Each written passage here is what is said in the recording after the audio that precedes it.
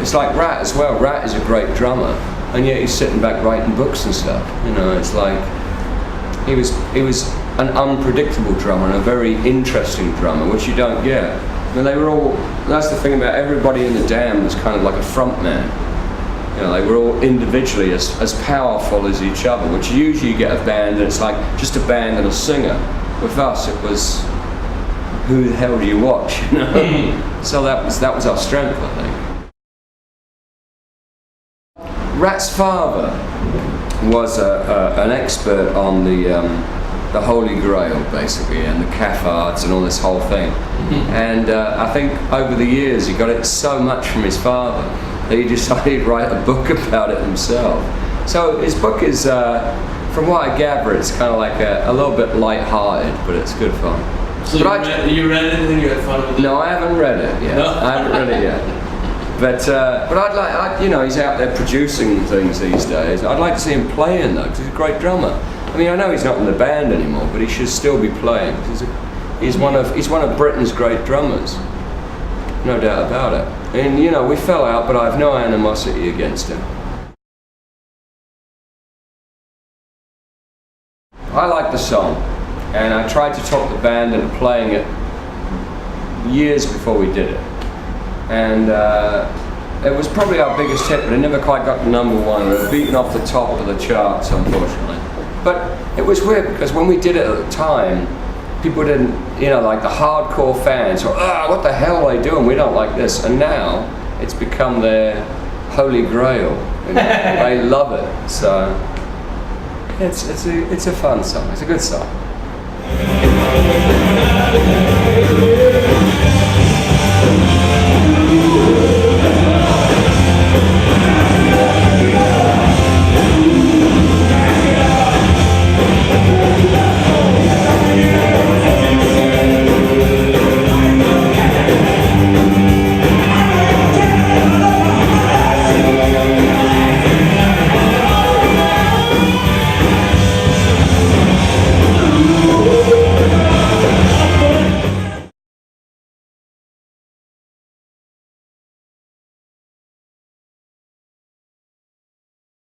I don't know how I feel about it because I don't know. I suppose it depends on the game and stuff. I mean, I don't think it's a bad thing. Are you into video games and computer games? I mean, not really games.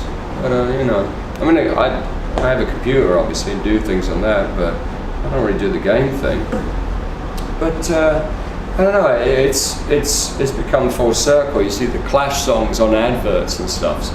So, yeah, that's about what the question is like. I mean, it shows up in different, like, far away from any. I think that's the same thing that happens in every circle of music. Because when the 50s happened, you'd have music that at the time was very dangerous and risque, and people said, "Oh no, we can't have this." And then it becomes an advert 20 years later. You know, it's the same. It happens in cycles, and it's inevitable.